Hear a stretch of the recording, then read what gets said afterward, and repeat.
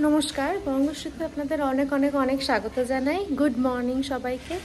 সকাল সকাল এখন বাজে 6:30 আর আমরা সবাই মিলে বেরোচ্ছি ওয়ায়নাডের জন্য। দুদিনের একটা ছোট্ট ট্রিপ করতে যাচ্ছি।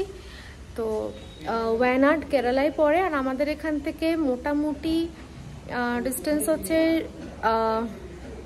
6 ঘন্টা দেখাচ্ছে, বাট ওই 6-6.5 ঘন্টার মতো ডিস্টেন্স।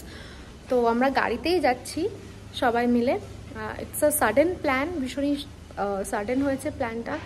তো আমরা বেরোচ্ছি সবাই মিলে।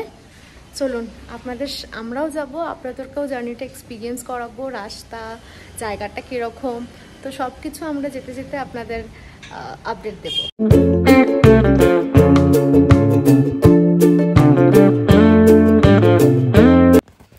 এটা যেটা দেখছেন সেটা আমরা অনেকটাই চলে এসছিলাম আর কি।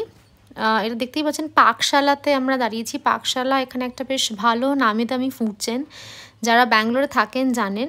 এখানে আমরা ফার্স্ট হল্ট নিয়েছিলাম ব্রেকফাস্টের জন্য। এই যে রাস্তাটা আপনারা দেখলেন, এটা হচ্ছে মাইসোর রোড আর কি। দেখতেই পাচ্ছেন লেখা আছে মাইসুরু, ওই যে সোজা রাস্তাটা মাইসোরে গিয়ে মিশছে। তো মাইসোরে ঢোকার ঠিক আগটাতে আমরা ব্রেকফাস্টের জন্য দাঁড়িয়েছিলাম। তো আমরা যেই রুটটা নিয়েছিলাম সেই রুটটা হচ্ছে মাইসোর রোড দিয়ে, মানে মাইসোর এক্সপ্রেস হাইওয়ে দিয়ে, মানে যেটা নতুন এখানে হয়েছে সেটা ধরে বন্দিপুর টাইগার রিজার্ভের মধ্যে দিয়ে গিয়ে তারপর ওয়ায়নাড কানেক্ট হচ্ছিল, মানে কেরালা কানেক্ট করছিল আর কি। তো আমরা দুটো ওয়াইল্ড লাইফ স্যাংচুয়ারি ক্রস করেছি এই পুরো জার্নিটাতে। একটা তো হচ্ছে বন্দিপুর, আরেকটা হচ্ছে ওয়ায়নাড ওয়াইল্ড লাইফ স্যাংচুয়ারি। তো এই দুটো ফরেস্ট আমরা ক্রস করে আমরা আমাদের ডেস্টিনেশনটা রিচ করেছি। তো এখানে যেরকমটা আপনারা দেখছেন অসম্ভব সুন্দর একটা জার্নি আমরা সেট করেছিলাম। ভীষণ সুন্দর চারিদিকের পরিবেশ, গ্রিনারিতে ভর্তি, যেটা আমরা ব্যাঙ্গালোর মেন সিটিতে যেটা আমরা মানে মিস করি আর কি, আমরা যারা ব্যাঙ্গালোর মেন সিটিতে থাকি। এবং যেটা আমাদের প্রচণ্ড স্বাদ দিয়েছিল সেটা হয়েছে আমাদের ওয়েদারটা, মানে এত অসাধারণ একটা ওয়েদার ছিল। এটা আমরা জানতামই যে মানে ওয়ায়নাডে আমরা যত ওই দিকে যাবো, মানে কেরালের দিকে যাব, তত আমরা এই ওয়েদারটা পাবো। আমি জানি না আপনারা কতটা বুঝতে পারছেন আকাশটা দেখে ভিডিওতে। মাঝে মধ্যে যেহেতু গাড়িটা প্রচণ্ডই নড়ছিল, আমরা মানে ক্যামেরাটা আউট অফ ফোকাস হয়ে যাচ্ছিলো। তো যাই হোক, আমি জানি না কতটা আপনারা বুঝতে পারছেন, কিন্তু ওয়েদারটা অসাধারণ ভালো ওয়েদার একটা ছিল। তো সেইটা একটা সাংঘাতিক আমাদের প্লাস পয়েন্ট ছিল এই জার্নিটাতে। এবং এন্টায়ার যে আমরা থেকেছি ওয়ায়নাডে এই দুদিন, সেই দুদিনও আমাদের সাংঘাতিক ভালো ওয়েদার দিয়েছে, আমাদের কোনো রকম কোনো কষ্ট হয়নি। খালি একটাই প্রবলেম হয়েছে যে আমরা বাইরে বেরোতে পারিনি বিকজ অফ মানে হেভি রেন আর কি, সেজন্য আমরা বেরোতে পারিনি। আদারওয়াইজ সেই বৃষ্টিটা অনুভব করাটাও একটা ইটসেলফ একটা, মানে ওই যে একটা ওয়েদার, আপনি আকাশটা দেখতেই পাচ্ছেন, এবং পাহাড় এবং বৃষ্টি, যেখানে পরবর্তীকালে আমরা দেখতে পাবেন যে স্টেকেশনটাতে আমরা যেই প্রপার্টিতে আমরা ছিলাম, ঠিক তার অপোজিটেই হচ্ছে একটা বিশাল পাহাড়, এবং সেইটার একটা যে প্রত্যেক মুহূর্তে সেটার একটা ফেস চেঞ্জ হচ্ছিল। তো সেইটা একটা সাংঘাতিক এক্সপিরিয়েন্স হয়েছে আমাদের, খুবই সুন্দর। তো চলুন আপনারা দেখতে থাকুন বাকি জার্নিটা কীরকম কী যায়।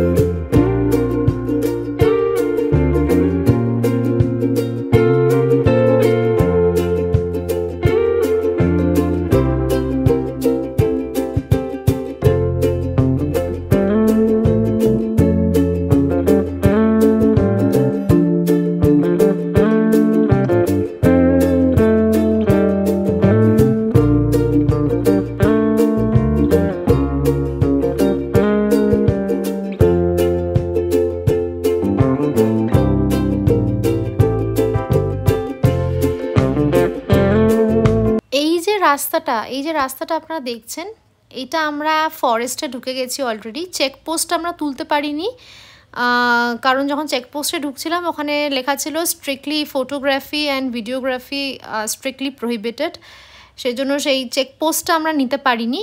এবং বেশ ভালোই কিন্তু চেক ইন হচ্ছিলো যখন আমরা ঢুকছিলাম। ইভেন আমাদের একজন পুলিশ অফিসার এসে জিজ্ঞেসও করলো, যে ড্রাইভারকে জিজ্ঞেস করলো যে কি ব্যাপার, তো ওরা লোকাল ল্যাঙ্গুয়েজে বললো যে না এরা ফ্যামিলি, এরা ফর ট্রিপ যাচ্ছে আর কি। তো সেই বেশ ভালোই, কিন্তু এরকম না যে পাস করে যাচ্ছে যে কেউ। চেকপোস্টের টাকা আমি সেরকমভাবে নিতে দেখিনি।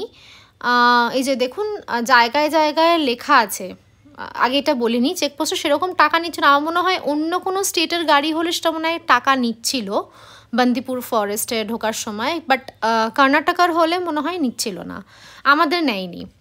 তো সেই লজিকে আমি বলছি আর কি, আই এম নট শিওর। এই জঙ্গলটার যত আমরা ভেতরে গেছি তত এটা কিছুই না, এটা জাস্ট আমরা ইনিশিয়াল রাস্তাটা তুলেছি। যত ভেতরে গেছি তত জিনিসটা ঘন হয়েছে। হ্যাঁ, আর এই রাস্তাটার একটা ব্যাপার হচ্ছে, আমার মনে হয় সবকটা ফরেস্টেই একই হয়, সেটা হচ্ছে নো হর্ন জোন। মানে এন্টায়ার যে জঙ্গলের থ্রু দিয়ে আপনি যাবেন, কোনো হর্ন, কোনো গাড়ি ওভারটেক করবে না, কোনো গাড়ি আপনাকে হর্ন, মানে কোনো গাড়ি হর্ন দেওয়া অ্যালাউড না, ঠিক আছে? আপনি কোথাও দাঁড়াতে পারবেন না। এবং প্রত্যেকটা জায়গায় দেখুন, আমরা হাতিও দেখেছি দূরে, আপনি জানি দেখতে পাচ্ছেন কিনা, ওই দেখুন আমরা 3টে হাতি দেখেছি ফরচুনেটলি। আমার ছেলে কিয়াঞ্শ ভীষণ এনজয় করেছে জিনিসটা, ওকে দাঁড় করিয়ে মানে যদিও ওখানে স্ট্রিক্টলি লেখা রয়েছে কোনো গাড়ি কোনোভাবে যেন না থামে, মানে ওখানে গাড়ি থামাটা একদম স্ট্রিক্টলি প্রহিবিটেড। আপনি গাড়ি থেকে নামবেন না, লেখা রয়েছে বারবার, আপনি গাড়ি থেকে নামতে পারবেন না, কোনো ফটো তুলতে পারবেন না, পিকনিক করতে পারবেন না, নো লিটারিং, এগুলো তো সব মানে প্রত্যেকটা মানে কি বলবো 500 মিটার অন্তর অন্তর প্ল্যাকার্ড বোর্ডে লেখা রয়েছে। এবং আরেকটা জিনিস আছে, প্রত্যেকটা প্ল্যাকার্ডে কোনটা কোন জোন, মানে ধরুন 500 মিটার পরে এলিফেন্ট জোন, তো এলিফেন্টের ছবি দিয়ে দেওয়া আছে, আরও 500 মিটার গেলে টাইগার জোন, তো সেরকম। তো সমস্ত অতিক্রম করে ফাইনালি আমরা এসে পৌঁছেছি আমাদের গন্তব্যস্থলে, destination, that is Captain's Cove homestay. Details যারা যেতে চান বা যারা যাবেন, প্লিজ এটা ভিডিওটা পজ করে আপনারা দেখে নিতে পারেন, ওনার ফোন নম্বরও দেওয়া আছে এখানে।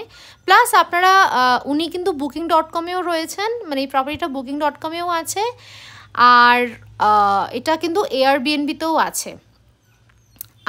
এই হচ্ছে এই প্রপার্টিটার ইউএসবি, মানে আমি যেখানটা দাঁড়িয়ে আছি সেটা হচ্ছে গেট, আর ঠিক তার অপোজিটে, আমি ক্যামেরাটা এখন ঘোরালাম বুঝতেই পারলেন, ঠিক তার অপোজিট রোডটাতেই হচ্ছে ওই পাহাড়টা, বিশাল পাহাড়টা। আর এই পুরোটা হচ্ছে একটা মেন রোড, মানে হাইওয়ে, মেন রোড বলা ভুল হবে, এটা হচ্ছে হাইওয়ে, মানে হাইওয়ের একদম কি বলবো ওপর যে দেখতে পাচ্ছেন হাইওয়েটা গেছে, ওই যে পাহাড়, এই যে গেট, এই যে আপনি গাড়ি নিয়ে, আপনি যদি মানে আপনার প্রাইভেট গাড়ি নিয়ে যান সেটা হলে, তাহলে আপনি কিন্তু ওখানে গাড়ি রাখার ব্যবস্থা রয়েছে।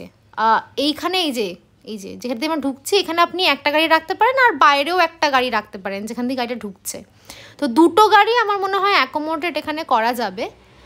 আর বিউটিফুল প্রপার্টি, ভীষণ সুন্দর প্রপার্টি, যদিও মানে এখানকার যে ওনার সে এখনও প্রপার্টিটার ওপর কাজ করছে, বাট স্টিল ইট ইজ, মানে আপনি বলতে পারেন স্টের জন্য কমপ্লিট, মানে এখানে কোনো আপনার কোনো অসুবিধা হবে না। উনি এবার এক্সট্রা যেগুলো করার সেগুলো উনি করছেন।